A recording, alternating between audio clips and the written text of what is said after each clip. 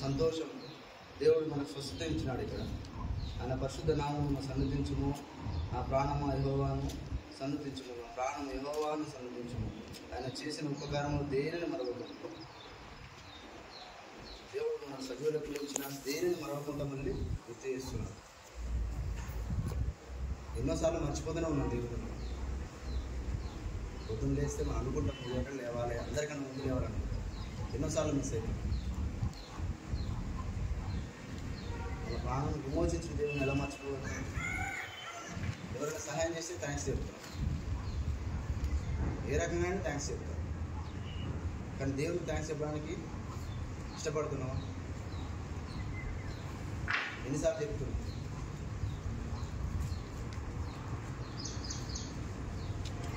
విమోచించిన దేవుడికి కరుణా కటాక్షం నుండి కిరీటంగా ఉంచున్నాడు. ఏ రీతిగా పనులకు సన్నిధి ఇచ్చినాడు, పరిశుద్ధుల సాహసం ఇచ్చినాడు, జీవ మాటలు ఇచ్చినాడు, ఆయన వెలుగునిచ్చినాడు. ఈ సంతోషం ఎక్కడ ఉంది మనకి? అందరికి ఎన్నో పనులు ఉన్నాయి, అయినా కానీ ఒక మాటతో వచ్చింది. అంటే దేవుని భయం మనకుంది, దేవుని ప్రేమ ఉంది. దేవుడు సజీవులకు ఉంచినాడు, ఆయన స్తుతులు చెల్లించడానికి ఈ రీతిగా సమకూర్చున్నాడు. ఇంకో మాట, దేవుడు ఈ రీతిగా సమకూర్చినాడు.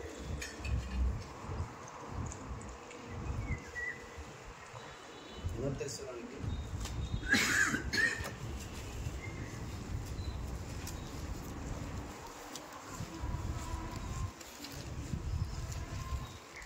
5వ అధ్యాయం 13వ వచనం.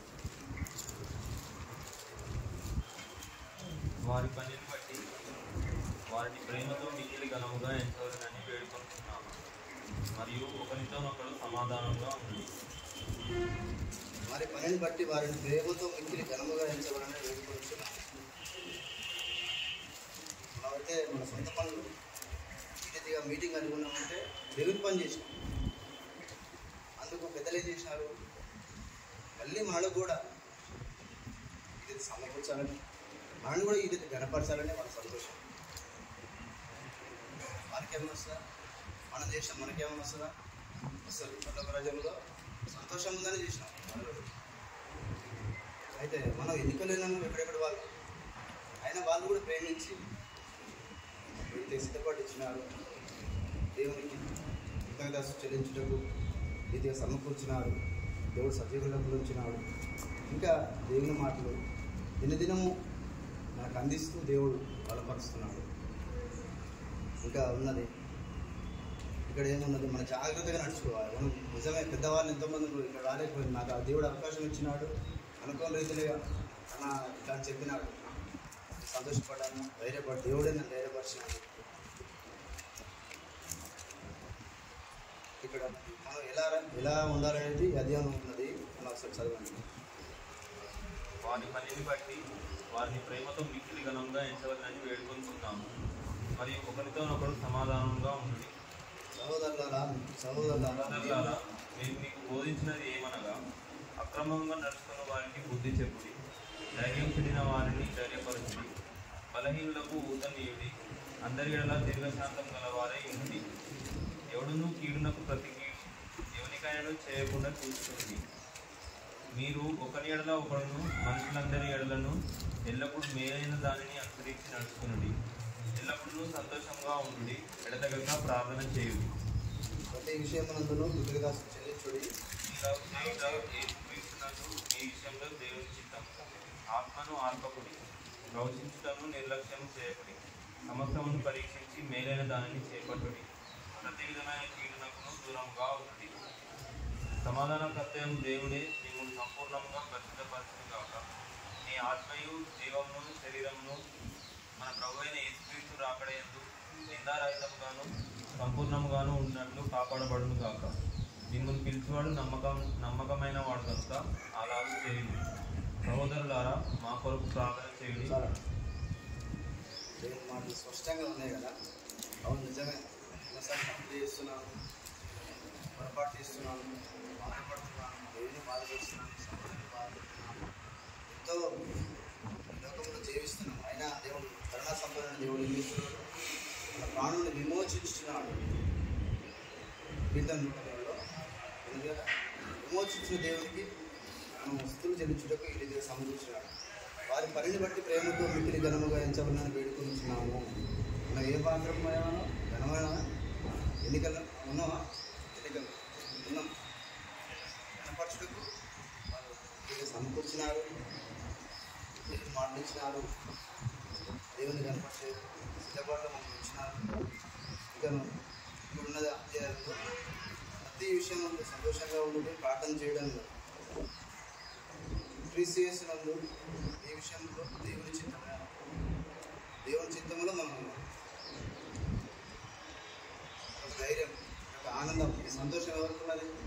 సమాజంలో ఎంతోమంది ఉన్నారు. ఈ ధైర్యాన్ని ఇచ్చిన దేవునికి, ప్రాణంలో విమోచించిన దేవునికి, పూర్తిగా సమకూర్చిన దేవునికి స్తుతులు చెల్లించి ఆరాధిస్తాం. దేవుని వాక్యం చేస్తే కాబట్టి కలిసి ప్రభువుని ఆరాధించి ఆనందంగా భోజనం చేయాలనే ఉద్దేశంతో మాత్రమే పెట్టబడేది. వేరే సపరేట్ మీటింగ్లు సపరేట్గా అనేది ఉద్దేశం అయితే ఏది లేదు. నెక్స్ట్ ఇంకొకటి ఏంటంటే దేవుని పరిచయ విషయంలో నేను చాలామందిని త్వరపెట్టిన చేసి కొందరిని గట్టిగా మాట్లాడి పని కూడా చేయించిన, కానీ అది దేవుని పని చేయాలనే ఉద్దేశం తప్పించి నేను ఇంటెన్షన్గా ఎవరిని టార్గెట్ చేసి మాట్లాడింది అయితే కాదు. దేవుని పరిచర్య త్వరగా మనం క్రమంగా చేయాలనే ఉద్దేశం మాత్రం నా ఇంటెన్షన్ అది, నా ఆశ కూడా. ఇప్పుడు కాదు, ఎప్పటికైనా ఇట్లాంటి పరిచర్య చేయడానికి నేను రెడీగా ఉన్నా. ఎప్పుడు వెనకపోదు దేవుని పరిచర్య చేయడానికి. నేను ఖచ్చితంగా అందరికంటే ముందు నేనే నిలబడతా. నేనే కాదు, ఇప్పుడున్న యవనస్తులు కూడా ఉన్నారు. ఇంకా వాళ్ళు కూడా మీరు ఇప్పుడు ఏంటంటే యంగ్ జనరేషన్ వస్తుంది. మీరు ముందు నిలబడడానికి మీరు ప్రార్థన చేసుకోండి. దేవుని పరిచర్య మీరు ముందు నిలబడి పరిచర్య చేయడానికి మీరు నిలబడండి. దేవుడు సాయం చేస్తాడు. ఖచ్చితంగా నెక్స్ట్ పరిచర్య మీతో స్టార్ట్ చేద్దాం. మేము మీ వెనకాల ఉంటాం. అంటే పని చేయమని కాదు, ఖచ్చితంగా మేము కూడా పని చేస్తాం, మీ వెనకాల ఉంటాం. ఎందుకంటే ఇప్పుడు కొన్ని పరిస్థితులు మందిరంలో చూస్తే ఎట్లా ఉన్నాయంటే, చివరి ప్రార్థన యాసన్న చేస్తాడు. ఎవరైనా షేర్ చేస్తారని మాట వాళ్ళ ఎక్స్పీరియన్స్ అయిపోయినాయి. యాసన్న ప్రార్థన చేశారు, తర్వాత ఆనందన్న ప్రార్థన చేశారు. ఆ తర్వాత మళ్ళీ మీరు ఏమైనా షేర్ చేయాలనుకుంటే, మీరు ఏమైనా మాట్లాడాలి, ఇప్పుడు మొదటి వరకు జరిగిన దేవుని పరిచయంలో మాట్లాడాలనుకుంటే మీరు మాట్లాడచ్చు.